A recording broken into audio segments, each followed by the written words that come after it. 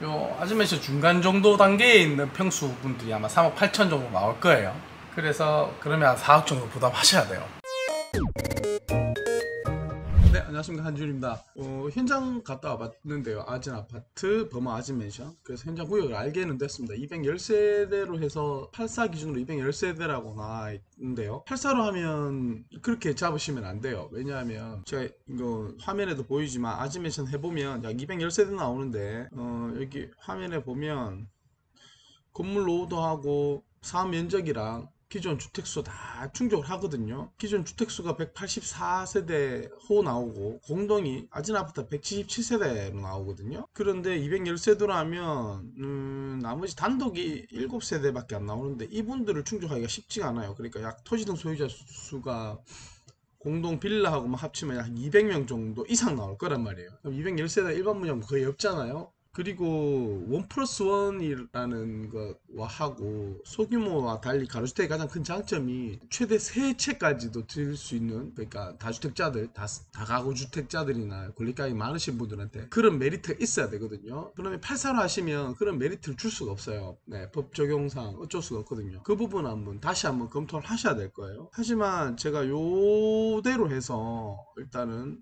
요걸로 해서 요 구역 내로 해서 한번 분석을 해 보겠는데요. 요청이 있으셔서 분석을 해봐 드리겠는데 그렇게 썩 사업성이 잘 나올 것 같지는, 하지만 이 방법밖에 없죠. 근데 또 다른 방법이 있을 수도 있어요. 제가 봤을 때는 그건 좀 다르게 한번 체크를 하면 될 것 같은데, 제가 봤을 때는 될 것 같아요. 일단 요거에 대해서 한번 왜 어려운지 관계자 보시면 나중에 확인하셔가지고 메일을 주시든지 하시면 될 것 같습니다. 일단 요렇게 해서 설계 항목 입력도 좀 그걸로 할게요. 그게 구체적으로 표준화 그렇게 많이 안 바꿀 것 같게요. 설계 항목 법정 용적률 250%, 좀 더 나올 수 있는데 임대대통 250% 잡고, 건폐 이렇게 잡고, 높이 최대층도 그대로 잡고요. 건축선 1.5에다 7층 배율 4배 하고, 농만급 배율 최소기 1조 4선도 기본적으로 해놓을게요. 세대당 주차 1대 1대 85초가 1점 좀 더 나올 텐데, 이거 일단 이렇게 해서 사건통을 진행할게요.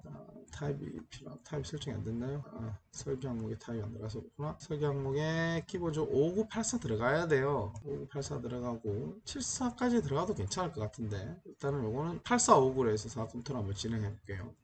그래서 사건부터 결과를 보고 말씀을 한번 드리겠는데요. 아즈메션은 현장에서 보셨다시피 유일하게 가로주택 사업, 그러니까 소규모 정비 사업하고 같이 되어 있습니다. 소규모 정비 사업 2차 시공사 공고까지도 남는 걸 확인했는데 아마 좀 수지에서 문제가 좀 될 거예요. 거의 1대1 비율로 가셔야 되니까 분담금이라든가 이런 부분이 구체적으로는 모르겠지만 추측컨대 아마 그렇게 나왔을 겁니다. 그래서 2차 공고까지 갔을 거고, 하지만 또 이게 재건축 초과이익 환수제도 소규모 재건축에도 적용되기 때문에 투입하야죠. 이득이 없어서 별 상관없습니다만은, 일단은 전매나 이런 거, 조합원 지위 승계 등등이 가로주택이 가능하면 투입과일지 여기서는 훨씬 더 유리하거든요. 어떻게 접근하는 것이냐가 조금 하는데, 누가 추진하시는지는 모르겠습니다만은 이게 가능성 있는 그림이에요. 그러니까 좀 보완해야 될 부분도 있으니까 그런 부분 좀 잘 검토하시면 좋을 것 같고요. 결과값이 아마 조금 이따 나올 겁니다. 나오면 그 결과값에 대해서 대략적인 부분 말씀드릴 수 있고, 또 구체적인 수치에 대해서 말씀드릴 수는 있지만 이 공개적인 데서는 개인 재산이기 때문에 말씀드리기가 좀 뭐해요. 그래서 제가 어떻게 오픈해 드릴지를 좀 고민 중에 있습니다. 텍스트를 어떻게든 할 건데 유료로 아마 진행은 될 거예요. 그것도 저희들이 확인했는 걸 해서 결과가 나오면 해드리고, 이 과정, 이렇게 프로그램이 진행되는 과정을 저희들이 설명을 드리는 거니까요. 이 매뉴얼에 대해서 말씀드리고 결과값을 받아서 편집해서 보내드리도록 하겠습니다. 결과값은 잠시 후에 같이 자료로 만들어서 보내드릴게요. 잠시 후에 결과표 가지고 다시 오도록 할게요. 네, 안녕하십니까. 정답성 부동산 시간이 다시 돌아왔습니다. 지난번에 거기 아즈메션 한 단지에 두 가지 있는 거 한 바퀴 돌아봤지 않습니까?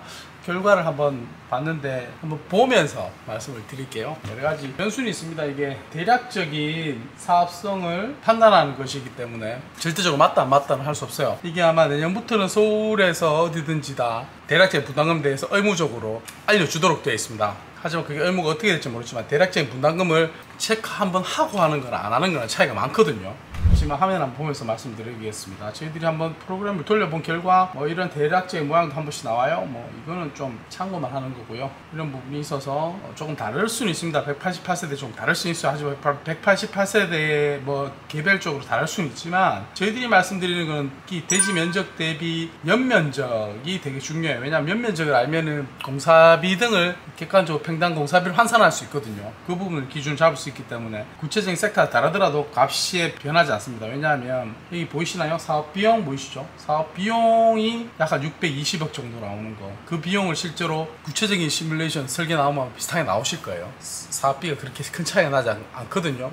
뭐 싸게 하면 평당 공사비가 평당 사업비가 620만원에서 600만 이하는 좀 힘들고요. 가로주택이라서. 그 다음에 꽤 많이 나오는 수도권 뭐 이런데 한 700만원까지도 나온단 말입니다. 그 연면적 대비 사업비용이 이미 산출되실 거고 이 프로그램이 없더라도. 그러면 사업 매출이 나오죠. 이게 뭐 굉장히 많이 나와 있지 않습니까? 얼마입니까 이게? 2147억이죠 2047억 정도 매출이 나옵니다. 이 매출이 가장 큰 게 차지하는 거죠. 이 매출에는 일반 분양분뿐만 아니라 좌본 분양분도 들어갑니다. 이제 그 합친 금액이 나오고, 현재 자산은 의미가 없어요. 이 현재 자산을 낮춰서 기존 공시지가를 하시면 되고, 공시지가를 하셔가지고 이렇게 매출하면 비율이 한 300% 나올 거예요. 하지만 그 공시지가대로 감정가가 나오지 않을 거니까, 하지만 비율은 같으니까 공시지가에 대한 종전평가에 대한 기준을 잡으시면 되죠. 계속 제 영상 보셨던 분들은 이제 이 말을 이해하실 거예요. 그래서 이 기준을 한번 잡아봤어요. 그래서 가격 추정은 어떻게 되냐면, 가격 추정은 뭐 이렇게 나옵니다. 분양 가격도 사실 여기 뭐 인근 대비해서 저희들이 샘플로 들어가도록 되어 있거든요. 가격 추정할 때. 그럼 제가 뺐어요. 뭐 문화 베스트타임 칸타발 황금 아파트, 이거는 나홀로 아파트인데다가 평균 거래가에 들어갈 수 있는 게 아니죠. 이렇게 주변에 센트럴빌, 힐스테이트 버머, 빌리브 이 정도로 체크하시는 게 맞고요. 사업비도 구체적으로 쭉 나와 있습니다. 현금 자산 비율은 아마 제로를 했을 거예요.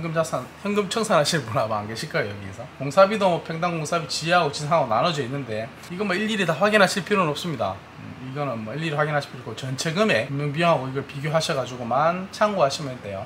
왜 이러냐면, 이걸로 터무니없이 부풀리는 걸 막기 위해서 제가 참고를 드리는 거예요. 평당 게이지 안에만 들어가시면 돼요. 그것도 아마 저희들이 판매해 드리고, 현재 자산을 제가 누르면 아마 전체 지금 여기 사업구역 내에 있는 모든 필지와 거기에 대한 종전자산 금액이 나옵니다. 그러면 권리가액하고 다 하실 수 있겠죠. 그래서 아마 대표로 평소 나오는 게 아마 3억 8천 정도 될 거예요. 제일 많은 분들이 힌트를 드리자면 3억 8천이 나오면, 3억 8천 기준이면 이렇게 분양가가 됐을 때 분담금이 뭐 한 3억 9천 정도 나온다, 뭐 이렇게 정리가 될 수 있어요. 그런 여러 가지, 그거는 좀 있을 수 있을 거예요. 55, 53, 84 이런 규모 있지만은 아마 좌원 분양가가 일반 분양가 대비, 일반 분양가는 아까 말씀드린 대로 주변 시세를 갖다가 샘플링해서 자동으로 아마 산출된 건데, 거기서 가감을 또 하시면 될 거예요. 그래서 뭐 이런 시나리오를 한번 만들어 보자고요. 이렇게 해서 가로주택 정비를 하는데, 일반 분양분은 우리가 한 11억 정도 받을 거예요. 언제 받으실지 모르겠지만. 근데 이 일반 분양가 그 정도 못 받는다고 생각하시면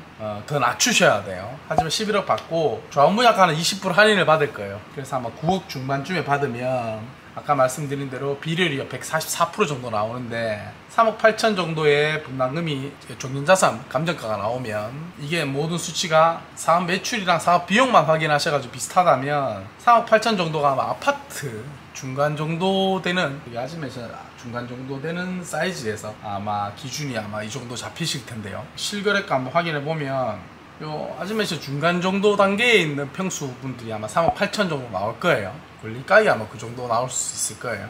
이게 세대 분담금이니까 144%에서. 그래서 그러면 한 4억 정도 부담하셔야 돼요. 하지만 다른 주택분들이 또 변수가 있겠죠. 여기서 이 단지의 가장 큰 약점이 뭐냐면, 사업 대상지에 대해서 건물분들 있잖아요. 건물분들의 비중이 너무 커요. 이분들이 동의를 하시기에는 이전 영상에서 제가 현장 영상에서 말씀드렸듯이 5구를 반드시 넣으셔야 돼요.